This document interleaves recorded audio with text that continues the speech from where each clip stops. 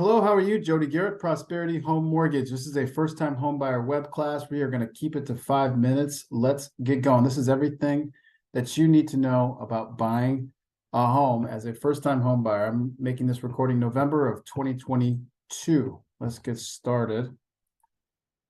Please, there we go. Mortgage basics. There's 4 basic things in a loan approval: credit, assets, debt, and income. You can remember it like Caddy, like a Cadillac. That's your reminder, Caddy. Okay, credit. You're going to look at scores, all 3 scores from all 3 bureaus. Liabilities, those are your monthly things that you owe, like a car. We'll get to that in a second on the debt. Your history. Are you a good payer? Do you pay on time? Do you get in fights with creditors, like, the different phone companies, etc.? All the good stuff, all the bad stuff, the history. Assets. Where's your money going to come from? 401k, gift funds, down payment assistance, or your own savings. Almost 25% of first-time buyers, you have either a 401k loan or gift funds. Debt, your student loans, car note, car lease, credit cards, personal loans.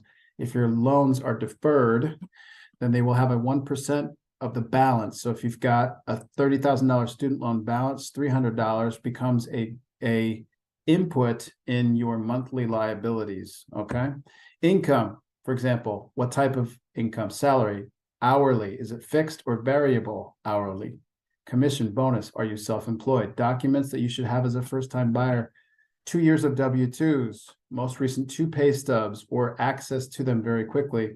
Tax returns for the last 2 years are all good things to have saved electronically. Your best protection as a first-time buyer and having a good experience: save all these things individually and electronically, not paper.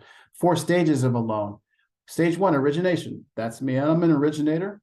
Stage 2 is processing. That's where the documents get reviewed, taken in, and they are the gatekeeper to the underwriter, who's stage 3. And then finally, closing. That's the place that after your loan gets cleared to close, it actually funds the loan. These are important. Okay. These are important stages to know. There's 3 types of lenders in the marketplace, generally speaking. There's the broker.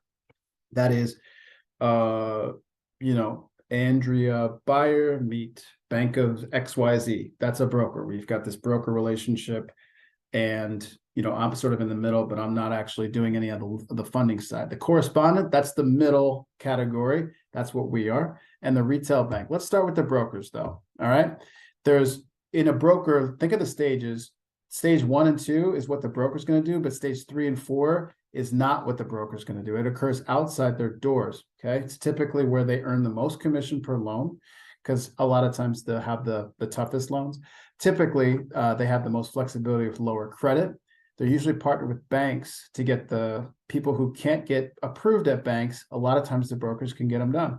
They have the least control of finishing the loan. So sometimes they don't do well on timing, and they will sell that loan after closing. So when you start with a broker, that's not who's going to take in your mortgage payment after you close. It's going to get sold. That loan, your loan, is going to get sold. They have an amazing purpose in our marketplace. I love brokers for what they do. I love them for who they are. They always think in possibilities. It's great. Correspondence is me. That's that middle category. So we're a little bit of both. Okay. So we're going to do stages 1, 2, 3, and 4 all in-house. Those are going to be our employees. They're going to be, getting a salary from us. It's going to be somebody who I can appeal to them. I can appeal to their manager's manager, etc. We've got more control of the process. We're paid on loan amount, not interest rate. That's true of a lot of brokers. They're paid on interest rate. We're not paid on interest rate. We're only paid on loan amount.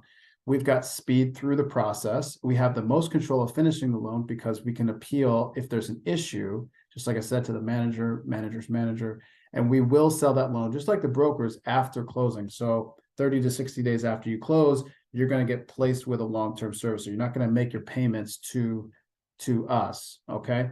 Brokers, correspondents and brokers do well in our marketplace in Chicago and surrounding suburbs. Mostly, it's just a reputational thing in our marketplace. We just are taken a little bit better than others.